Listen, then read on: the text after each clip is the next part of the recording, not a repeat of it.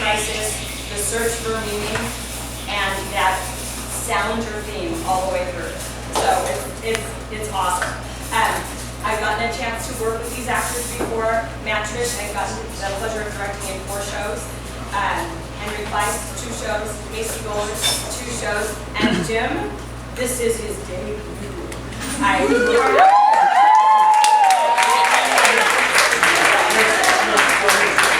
has constructed sets with us for Robin Hood, and he works as a barista back there, and I'm like, hey, you want to be in the play?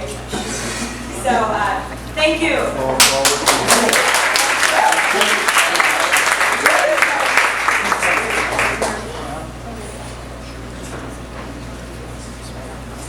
Oh, turn off your cell phones, guys. They can hear you even if it buzzes.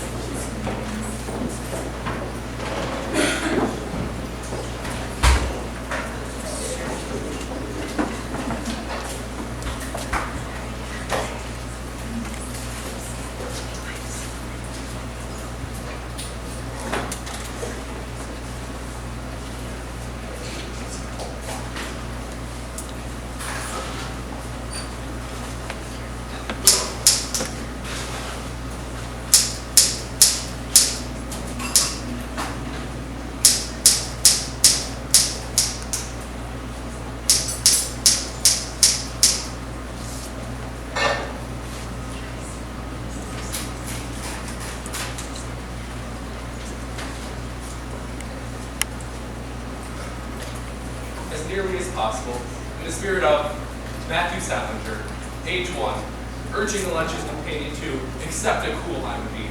I urge my editor, mentor, and heaven help him, closest friend, William Shawn, genius novus of the New Yorker, lover of the long shot, protector of the unprolific, defender of the hopelessly flamboyant, most unreasonably modest, born great arts editors, to accept this pretty stimulating.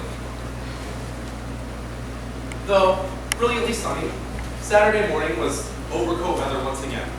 Not just top coat weather as it had been all week, and as everyone had hoped it would stay for the weekend of the big Yale game.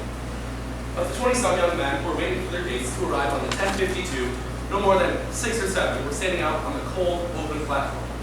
The rest were standing around in hatless, smoky little groups of 2s and 3s and 4s inside the heated waiting room, talking in voices that, almost without exception, sounded collegiately dogmatic, as though each young man in his strident, conversational turn was clearing up once and for all some highly controversial issue. Lane Cattell, in a Burberry raincoat that apparently had a wool liner buttoned into it, was one of the 6 or 7 young men out on the cold, open platform. Or rather, he was and he wasn't one of them.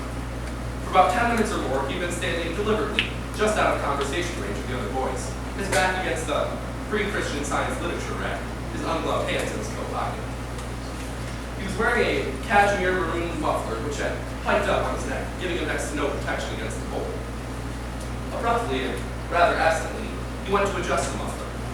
But before it was adjusted, he changed his mind and used the same hand to reach into his pocket and pull out a letter. The letter was written, handwritten on pale blue notepaper, and it had a handled, unfresh look, as if it had been taken out of its envelope and read several times before.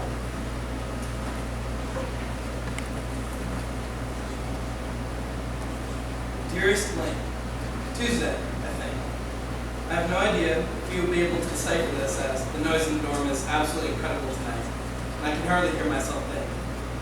So, if I spell anything wrong, kindly have the kindness to overlook it. Incidentally, I have taken your advice and resorted to the dictionary a lot lately. So, if it cramps my style, you're to blame. Anyway, I just got your beautiful letter, and I love you to pieces, distraction, etc. I can hardly wait to leave.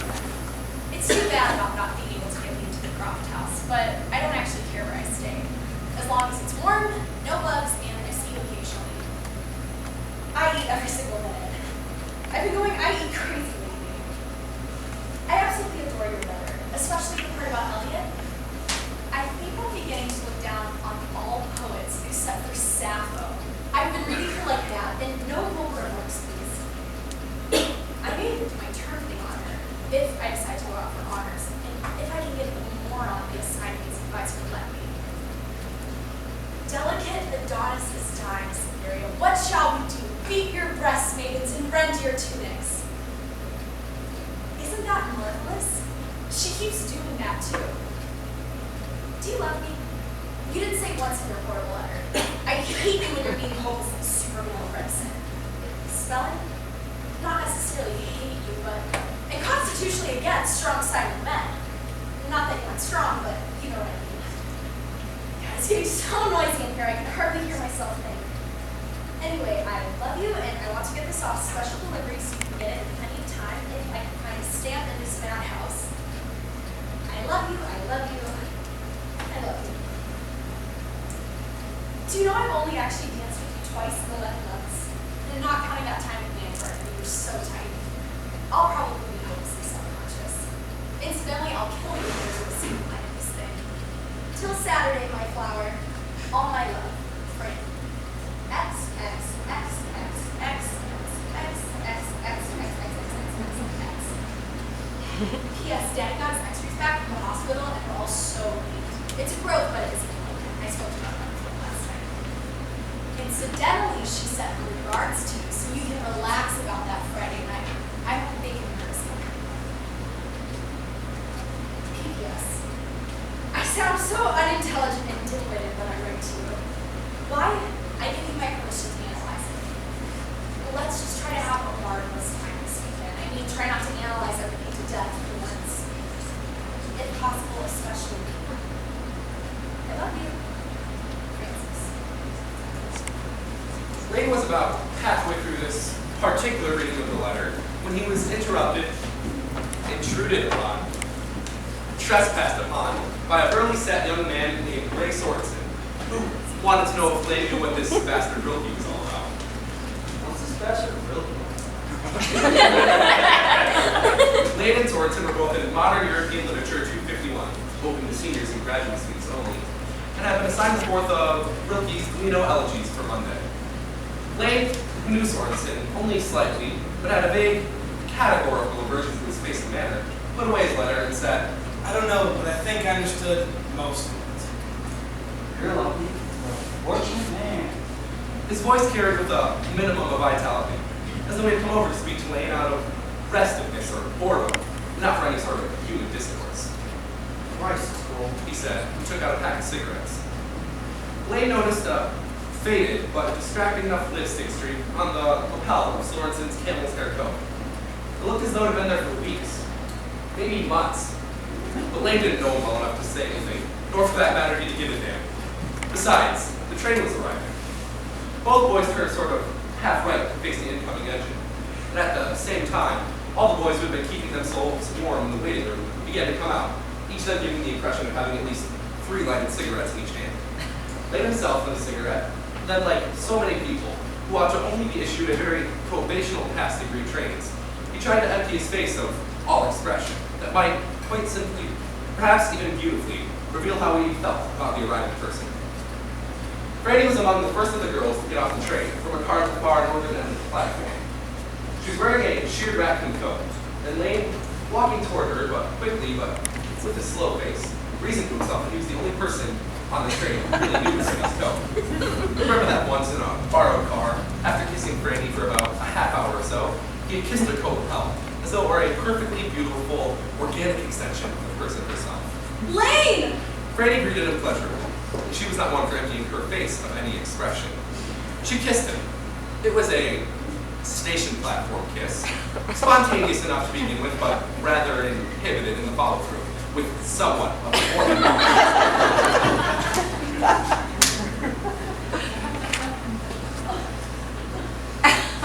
Did you get my letter? You poor man, you're almost frozen. Why didn't you wait inside? Did you get my letter? Which letter? You didn't get it. Oh God, I mailed it Wednesday. I took it to the post and Yes, yes. I got the letter. Is all the bags you brought? What's the book? Oh, she sent it. She put it into her handbag, then followed Lane down the long platform toward the taxi stand. She put her arm through his and did most of the talking, if not all of it. There was something first about a dress that she brought that had to be ironed. She said she bought, A really dark little iron. It looks like it goes with the dollhouse. but had forgotten to bring it. She said she didn't think she knew more than 3 girls on the train. Martha Martha Farr, Farr, Tibby Tibet, Eleanor somebody, somebody. whom she met years ago at her boarding school days at Exeter or someplace. Everybody else on the train, Franny said, looked, Very stiff. except for, 2 absolutely bastard types. and one. Absolutely Bennington or Sarah Lawrence type. The Bennington Sarah Lawrence type looked like she'd spent the whole train ride in the John, painting or sculpting. It looked like she had a leotard on in her dress. Lane, walking rather too fast, said, Sorry I couldn't get you into the crop house. that was hopeless, of course, that he got her to a nice, cozy place, small but clean and all. You'll like it. Lovely. The words were no sooner out than she realized that she didn't mean them at all. She suddenly felt a wave of self-hatred. It reminded her of this one night in New York, just after theater, when it was raining and Lane went to get a taxi. But instead of getting a taxi, he let that really horrible man in the dinner jacket take it away from him. She hadn't especially minded that. That is, God, it would be awful to have to be a man and go get taxis in the rain. but then she remembered Lane's really horrible, hostile face as he reported that to the curb. Feeling oddly guilty as she thought about that and other things, she gave Lane's arm a special little pressure of simulated affection. The two of them got into a cab. The blue bag with the light leather binding went up front with the driver. We'll drop your bag and stuff for your saints, chuck him in the door. Then we'll go get some lunch. I'm starved. Oh, lovely to see you. I've missed you. Again, Franny said it, didn't really mean it. She took Lane's hand and tightly, warmly laced fingers with him.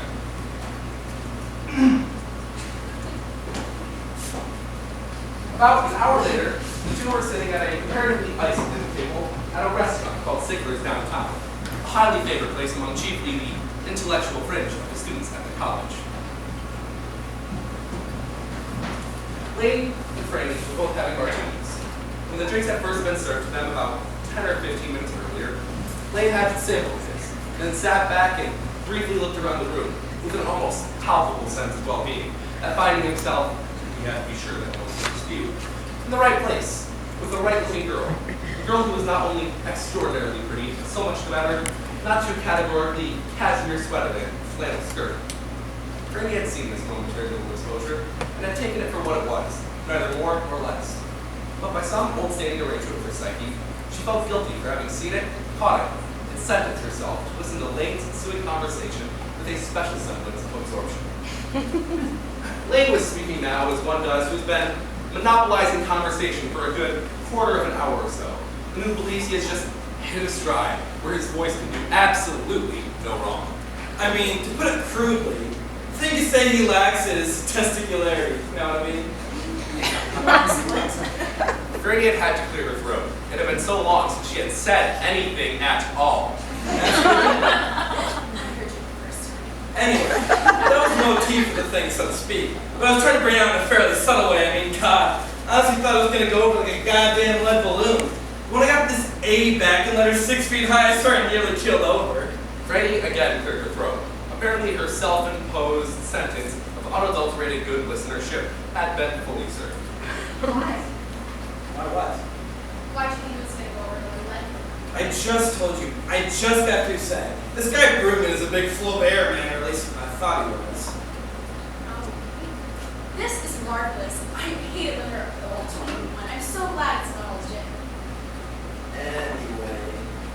I think I've got the goddamn paper in my room. If you get a chance, I'll read it to you. Marvelous. I mean, I didn't say anything too goddamn more shaky or anything like that. But I think the emphasis I put on why he was so neurotically attached to the Mott juice wasn't too bad. I mean, in light of what we know today. Not just psychoanalysis and all that crap, but certainly to a certain extent.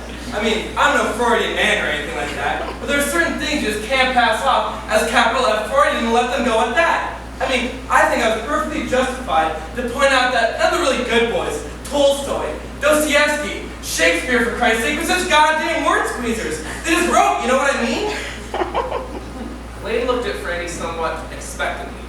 She seemed to him to have been listening with extra special intentness.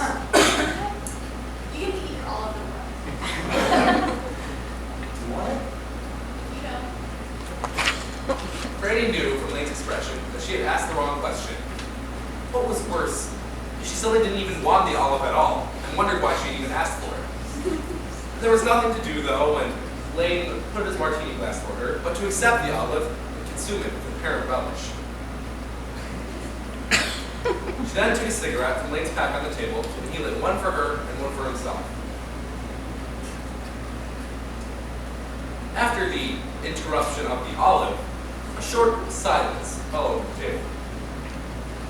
When Lane finally broke it was because he wasn't one to keep a punchline to himself for any length of time. This guy Brewing's had to publish the goddamn paper somewhere. Then, as though he had become exhausted, or rather depleted by the demands made on him by a world greedy for the fruit of his intellect, he began to massage the side of his face with the flat of his hand, removing with unconscious crassness a bit of sleep from one eye.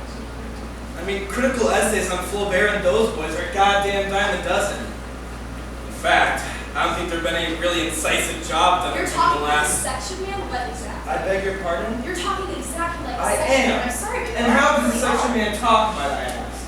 Franny saw that he was irritated, and to what extent. But for the moment, with equal parts self-disapproval and malice, she felt like speaking her mind.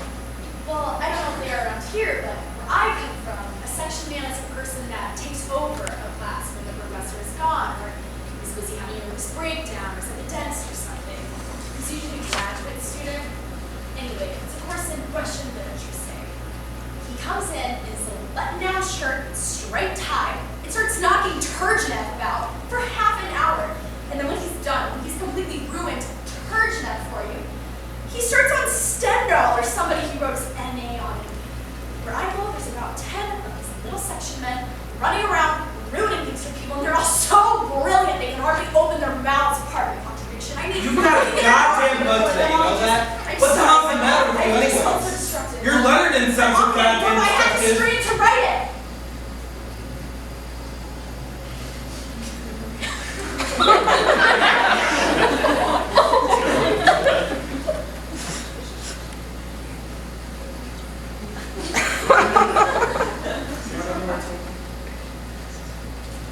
Franny, do you want another martini or what? No, but yes. Well, which is it? Yes, please.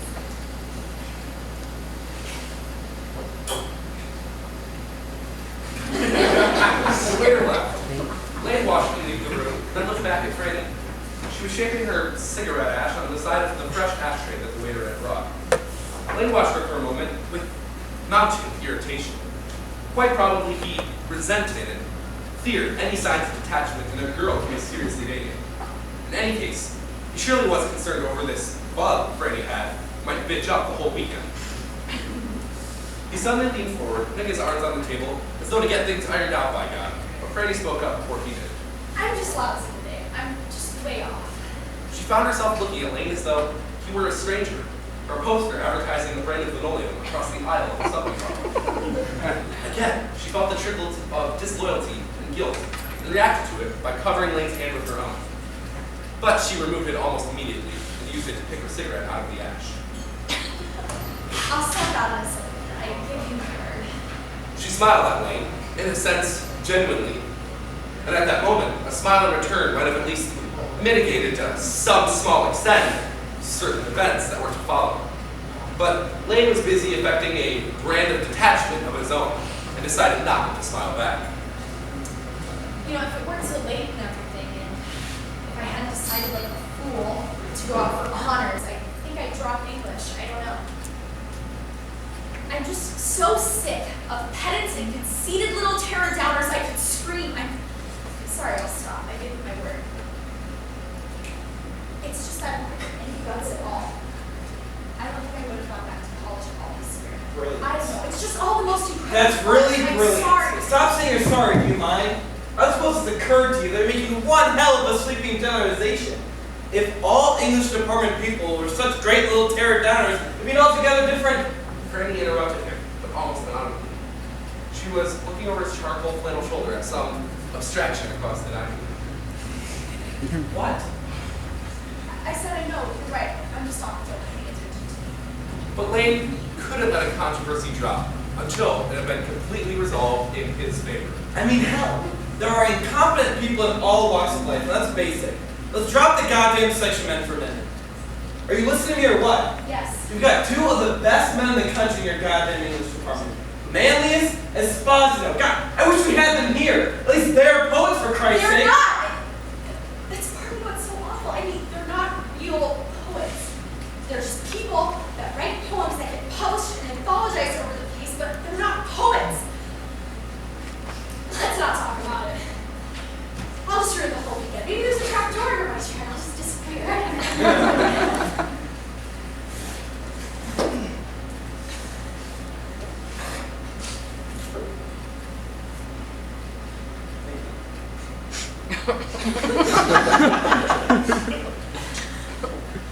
I'm not ruining anything. I'm just interested in finding out what the hell goes. I mean, what? You have to be a goddamn Bohemian type or dead, for Christ's sake, to be a real poet? What do you want? Some bastard with wavy hair? No, let it go, Lane. I'd be delighted to drop the whole subject. I'd be very happy. Just tell me first what a real poet is, if you I don't don't mind. know what a real poet is. I wish you'd stop it. I'm seriously, I'm feeling absolutely lousy and I'm getting a terrible headache. I was only trying to just figure out what you're meaning by I know what a this real... much is all. If you're a poet, you do something beautiful. I mean, you're supposed to leave something beautiful after you get off the page and everything. The ones you're talking about don't leave a single solitary thing beautiful. All that maybe the slightly better ones do is sort of get inside your head and leave something there, but just because they do, just because they know how to leave something, it doesn't have to be a poem for heaven's sake. It could just be some sort of terribly fascinating syntaxy droppings, excuse the expression, like Manly's or Esposito and all those poor men. I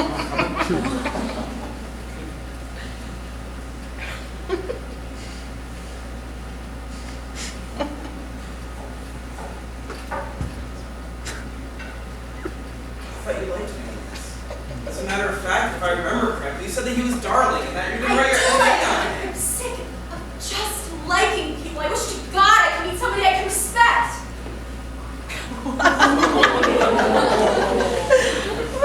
Excuse me for just a minute. Are you okay? Is anything the matter or what? Help me out just And she left the room without asking directions, as if she knew from former lunches at Sickler's just where to go. Lane sat alone at the table, smoking and taking conservative drinks from his martini to make it last until Franny got back. It was very clear that the sense of well-being he had felt about a half hour earlier, that being in the right place with the right or right-looking girl, was completely gone. He looked over at her sheer raccoon coat, which lay askew over the back of her chair, and he looked at it now with all but unqualified disaffection. The wrinkles in the silk lining seemed for some reason to annoy him. He stopped looking at the coat and began to look at his martini, looking worried and vaguely conspired against. But at that moment, he chanced to look up from his martini and see someone he knew across the dining room, a classmate with a date. So he adjusted his position and changed his expression from that of all-around apprehension and discontent to that of a man whose date has merely gone to the job, leaving him as dates do with nothing to do in the meantime but smoke and look bored, preferably attractively. The ladies' room at Sickler's was almost as large as the dining room proper, and was hardly less commodious. It was unattended and apparently unoccupied when Franny entered. She stood there for a moment, as though it were a rendezvous for the summertime in the middle of the tiled floor. She stood there for a moment, in the middle of the tiled floor. Her brow was beaded with perspiration, and she was still paler than she had been in the dining room. She went to the farthest and most anonymous-looking of 7 or 8 enclosures. She messed with the handle, which luckily didn't require a point for entrance, manipulated the bolt to a locked position, and sat down. She brought her knees together as if to make herself a smaller, more compact unit. Then she placed her hands over her eyes vertically and pressed hard with the heels, as if to paralyze all images into a void like black. She held that brief, fetal position for a suspensory moment, then broke down.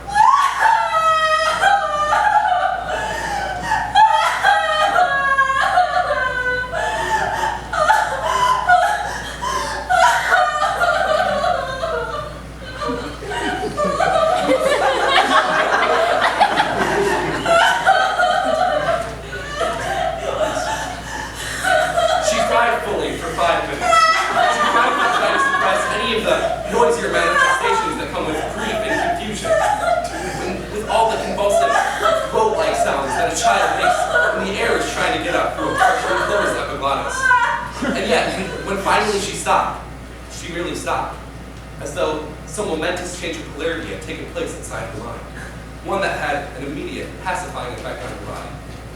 Her face, tear-streaked but quite expressionless, she reached down to her handbag, pulled out a small pea-green cloth-bound book. She then placed it on her lap, on her knees rather, and looked down at it, gazed down at it, as if that were the best of all places for a small pea-green cloth-bound book to be. She then raised it about chest high and held it to her firmly, but quite briefly. She then put it back into her bag and left the enclosure. She washed her face with cold water and then dried it with a towel from an overhead rack. She applied fresh lipstick, fixed her hair, and left the room. She looked quite stunning as she walked back to the table, not at all unlike a girl on the qui-vive appropriate to a big college weekend. As she came back, Lane got a napkin in his left hand. God, I'm sorry. Did you think I died? I didn't think you died. I don't know what the hell happened. Probably ain't too goddamn much time, you know. Are you okay? Your eyes are a little bloodshot. Oh, I'm marvelous now. I just never felt so fantastically rocky in my entire life. Did you order? No, I waited for you. What do you think the matter is anyway? Your stomach? No. Yes and no. I don't know. All I want is a chicken sandwich. Maybe a glass of milk. You order what you want, all I know. I mean, take snails, octopuses, and things. Octopi! I'm really not at all. Lane looked at her, then exhaled a thin, overly expressive stream of smoke down at the table. It's gonna be a real dull of a weekend. A chicken sandwich, for I'm God's not hungry, sake. Lane. I'm sorry, my gosh. You order what you want, and All right. I'll eat while you're eating. All right. I'm just gonna order an appetite because you want to.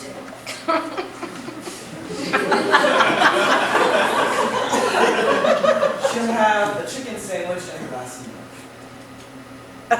I'll have snails, frogs' legs, and salad, please. Thank you.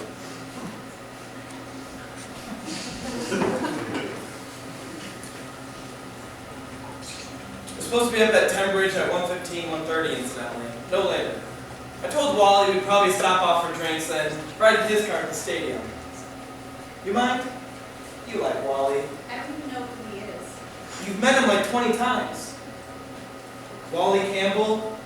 Jesus, if you met him once, you've met him 1,000 I times. remember. Listen, don't hate me because I can remember some person immediately. Especially when they look like everybody else and talk, dress, act just like everybody else. Franny made her voice stop. It sounded to her cavilling and bitchy. She felt a wave of self-hatred that quite literally made her forehead begin to perspire again. But her voice picked up again in spite of herself. It's not that there's anything horrible about him or anything like that.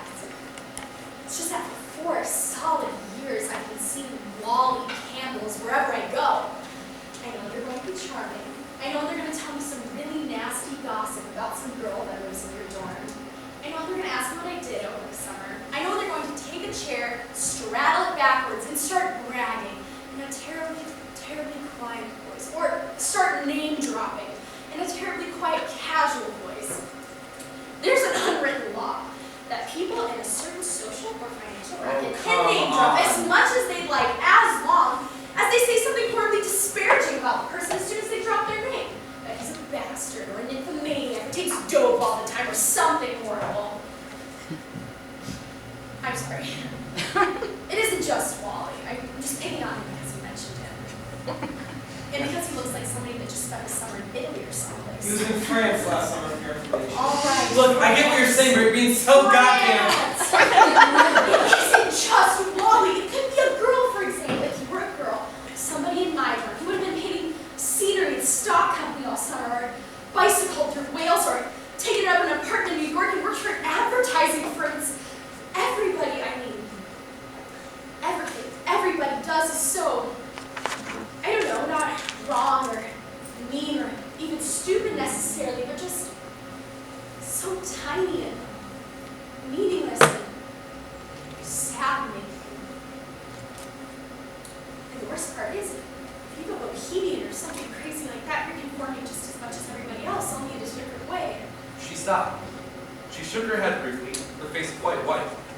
for just a fractional moment, she felt her forehead with her hand. Less it seemed to find out whether or not she were perspiring, but to check and see, as if she were her own parent, whether or not she had a fever. It was so funny. I think I'm going crazy. Maybe I'm already crazy. You're really pale, you know that? I'm fine. I'll be fine in just a minute. Your snails look beautiful. What'd you do with the matches? You smoke too much. I'm serious, I'm worried about you. What the hell's happened to you in the past couple of weeks?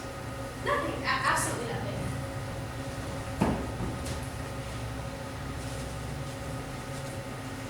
Eat those snails. They're terrible when they're cold. You eat.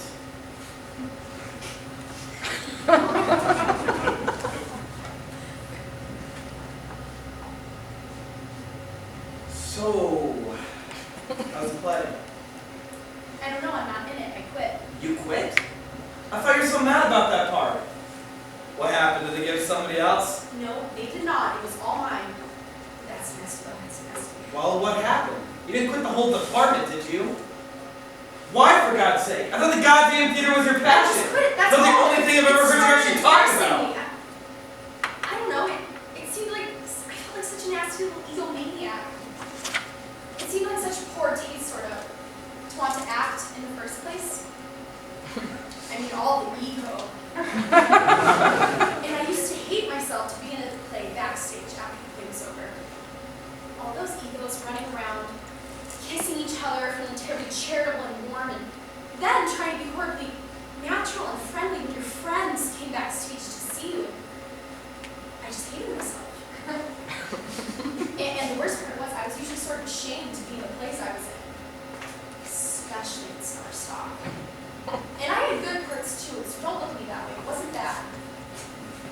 It's just that I would have been ashamed if anybody I respected, my brothers for example, came and heard me deliver some of the lines I had to say.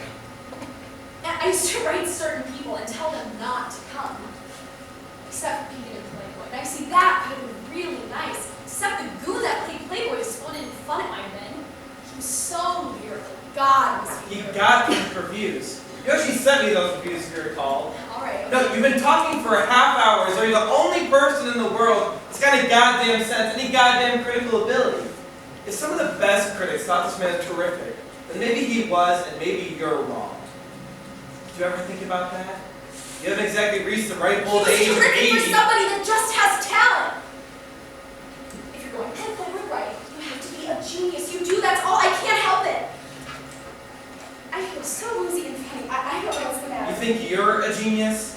Lane, don't do that to I'm me. not doing anything. All I'm saying is that you're being so All goddamn... I know is that I'm sick of ego, my own and everybody else's. I'm sick of everybody that just wants to do something interesting, be somebody distinguished, get somewhere. It's disgusting. It is. And I don't care what anyone says. Are you sure you're not afraid of competing? You know, I'd let Ozzy be a psychoanalyst. I mean, a really competent... I'm not afraid Well, to take that compete. statement, so you're I'm afraid afraid of I will competing. compete. It's just the opposite. Don't you see that? That's why I quit the theater department. That's what scares me. Just because I'm so horribly conditioned to accept everybody else's values, and just because I like applause and people to rave about me, it doesn't make it right. I'm ashamed of it. I'm sick of it. I'm sick of not having the courage to be an absolute nobody. I'm sick of myself and everybody else that just wants to make some sort of splash. I knew it. That's something new. My teeth, they go funny on me. I really bit through a glass the other day. Maybe I'm stark staring mad and don't know it.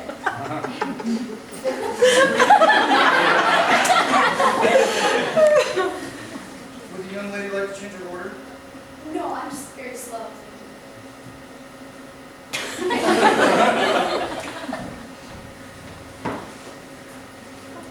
You want to use this a second? But why are you there? You're sweating. Well, not sweating, but your forehead's perspiring quite a But bit. it is how horrible. I have a Kleenex in here somewhere. Just use my handkerchief, No. for Christ's sake. What the hell is the difference? I love that handkerchief, and I'm not going to get it all perspired.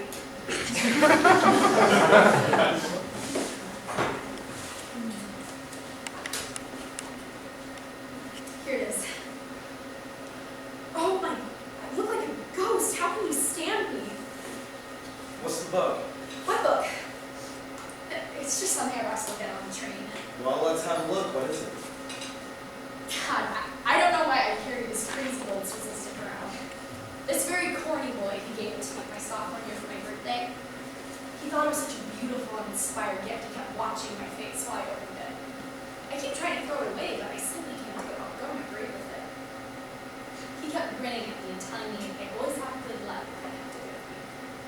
So what's the book anyway? Is it a goddamn secret or something? Oh, look at my back.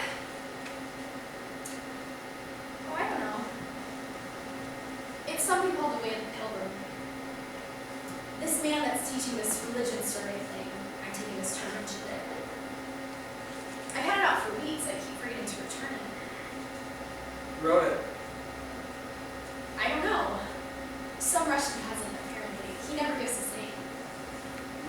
I mean, you never know his name the whole time he's telling you the story. All you know is that he's a peasant, that he's 33 years old, and that he's got a withered arm. Oh, and that his wife is dead. It's all in the 1800s. Any good? What's it about? I don't know, it's peculiar. I mean, it's primarily a religious book. In a way, I suppose you could say it's terribly fanatical, but in a way it isn't. I mean, it starts out with this peasant pilgrim wanting to know what it means in the Bible when it says you should pray incessantly. You know, without stopping. That's what it means or someplace. Anyway, so he starts out walking all over Russia, looking for somebody who can tell him how to pray incessantly and what you should say if you do. And then he meets this person called a Starnes, this terribly advanced religious person, who tells him about a book called the Philokalia, which was apparently written by this group of terribly advanced monks who sort of advocated this really incredible method of praying. Hold still. Anyway, so Starnes, he tells him how to pray incessantly. I mean, he learns how to do it, he keeps at it until he's perfected it and everything. And then he goes on walking all over Russia, meeting all kinds of marvelous people, and telling them all how to pray by this special way. I mean, that's the whole book. You know, I hate to say it, but I'm gonna reek of garlic. He meets this one married couple that I love more than anybody I've read about in my entire life. He's walking down the road somewhere in the country with just a knapsack on his back full of only bread and salt. When these two little children, they run out to him shouting, dear little beggar, you must come home to mommy, she likes beggars." And then he goes home with the children, and this really lovely person, the children's mother, she comes out of the house all in a bustle and insists on helping him take off his dirty old boots and giving him a cup of tea. And then the father comes home too, and apparently he also likes beggars. And they all sit down to dinner. And while they're at dinner, the pilgrim wants to know who all these ladies are who are around the table. And the father tells him that they're servants, but that they all eat with each other because they're sisters in Christ. I loved the pilgrim wanting to know who all the ladies were. Anyway, so after that, the father and the pilgrim, they stay up till late talking about how to pray without ceasing. And the pilgrim tells him how to do it. And then he starts on again all over Russia, meeting all kinds of marvelous people and teaching them all how to pray by a simple way. I mean, it's the whole book. You know, I hope to God we get some time on the weekend so you can take a quick look at that goddamn paper I was talking about. You may not do a damn thing with it, publish it or what have you, but I'll just sort of glance through it while you're here. Marvelous, I'd love to. You know, you might like this book, Lane. It's so simple. Sounds interesting. You don't want your butter. No, you take it. I mean, I can't lend it to you because it's way overdue already, but I'm sure you can get it here. I'm You positive. haven't touched your goddamn sandwich, you I know will that? admit it. Do you want to hear what the method of praying was that the Starnes told him about? Sure. It's really sort of interesting. Sure. Well, as I said, peasant, he starts the whole pilgrimage because he wants to know what it means in the Bible when it says you should pray without ceasing.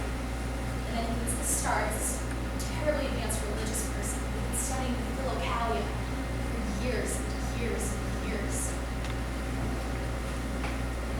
Well, he tells him about the Lord Jesus prayer, first of all.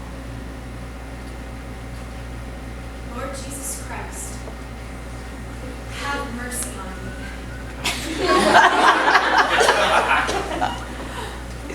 I mean, that's what it is. He explains to him that those are the best words to use when you pray, especially the word mercy. Because it's such an enormous word, really. I mean, it doesn't just have to mean mercy. Anyway, so the Starnes tells him that if you keep saying the prayer over and over again, you only have to do it with your lips at first, and eventually what happens is prayer becomes self-active. Something happens after a while. I don't know what, but something happens in the words. The person's heart beats, and then you're actually praying without ceasing. Which has a really tremendous mystical effect on your whole outlook. I mean, that's the whole point of it, more or less. You do it to purify your whole outlook and get a completely new conception of what everything's about. But the thing is, the really marvelous thing is you don't even have to have faith when you're saying it first and starts to. I mean, even if you're terribly embarrassed about the whole thing, it's perfectly all right. I mean, you're not insulting anyone or anything. In other words, nobody asks you to leave a single thing when you first start out. It says here that all you need in the beginning is quantity, and then later it becomes quality all on its own power or something. He says that by repeating the name of God, any name at all, it has its own power and starts working after you sort of started it up. As a matter of fact, that makes absolute sense, because in the Nemetsu sects of Buddhism, people keep saying, Namu Amida or something like that. The same thing happens. The same thing happens. The same thing happens. It's going to burn your fingers off in a second. The same thing happens in the cloud of the unknown too. Just with the name of God. He tells you, just keep saying the name of God and something happens. I mean, the point of it, did you ever hear anything so fascinating in your life in a way? I mean, it's just so hard to say that it's actually a coincidence and let it go at that. That's what's so fascinating to me. That's what's so terrible. What's the matter? Does she believe all that stuff or what? I didn't say I did or didn't believe it. I said it was fascinating. I just think it's a terrible coincidence that you keep running into that kind of advice everywhere you go. I mean, all these really advanced and absolutely unbogus religious persons tell you if you repeat the name of God incessantly, something's supposed to happen. Even in India, they tell you to meditate on the Om, which means the same thing, really, and the exact same thing happens. You can't What just is the rationalize result? it. What? What is the result that's supposed to follow? All this synchronization business and mumbo jumbo? What, you get heart trouble? You know, you could do yourself, somebody could do this. You The get grace to is real. see God! You get to see God! It's an absolutely non-physical part of the heart, which the Hindus say that the Atman resides if you ever took any religion. You see God. That's all. Don't ask me what God is, because I don't know. I mean, I don't even know if he exists. Maybe when I was little, I used to think that maybe.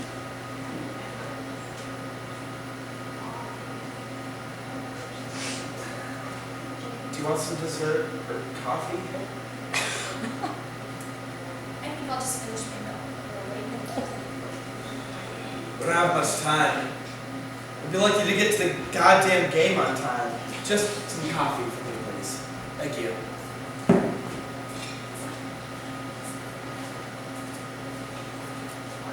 It's interesting anyway, all that religious stuff.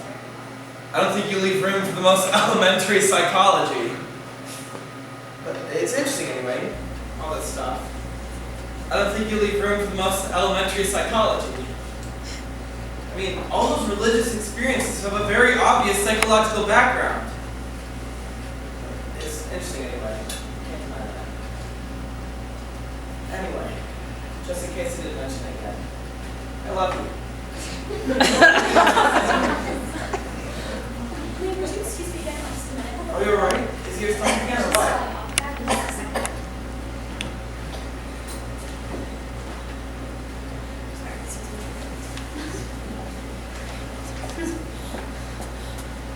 Oh my God! Franny! Excuse me, Franny, somebody, waiter, help me, please. Excuse me. Franny, can you hear me? Is there some place we can take her? The manager's office. Okay, I'll make it her up.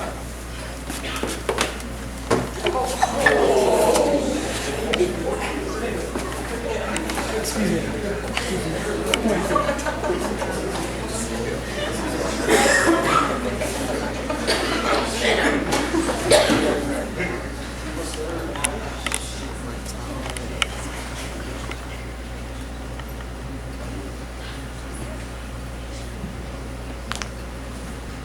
It was a full 5 minutes before Franny came thoroughly to. She was on a couch in the manager's office. Lane was sitting beside her. His face, suspended anxiously above hers, had a remarkable power of its own. Franny. Franny. Hey, Franny. Hey. How you feeling? Am I supposed to say where am I? You're in the manager's office. They're all running around looking for spirits of ammonia and things to bring you to. They just ran out of ammonia, apparently. How do you feel? I'm kidding. Fine, it's stupid, but fine, that's seriously thinking. And how? You really comped out. What do you think the matter is anyway? You sounded so, so perfect when I talked to you on the phone last week. Did somebody have to carry me in here? It's so embarrassing. The waiter and I, we sort of hoisted you in here. How do you feel? I'm kidding. What time is it? Don't worry about that. You want to go to that cocktail The hell party? with Is it it. too late for Listen, you to- I said the hell with it. All you're going to do is just go back to your room at Loses Blue Shutters and get some rest. That's the important thing. Then, maybe if you get some decent rest, I can find a way up to your room. I think there's a goddamn back staircase. I can find it. How long ago was that last Friday night? Way the hell early last month. Way too goddamn long between drinks to put it crassly. Seriously though, Franny, how do you feel? It's terribly thirsty, that's all. Would it be too much trouble to ask for some water? Hell no. Would you be okay if I leave you for just a second? You know what I think I'll do? I'll go get you some water and call up the spirits of ammonia. And incidentally, pay the check. Then I'll go get some cabs so we won't have to wait around for one. It may take a couple of minutes because they're busy looking for people to pick out for the game or whatnot. Okay? Okay. I'll be right back. Don't move. Hello. Franny lay quite still, looking up at the ceiling. And her lips began to move, forming soundless words. They continued to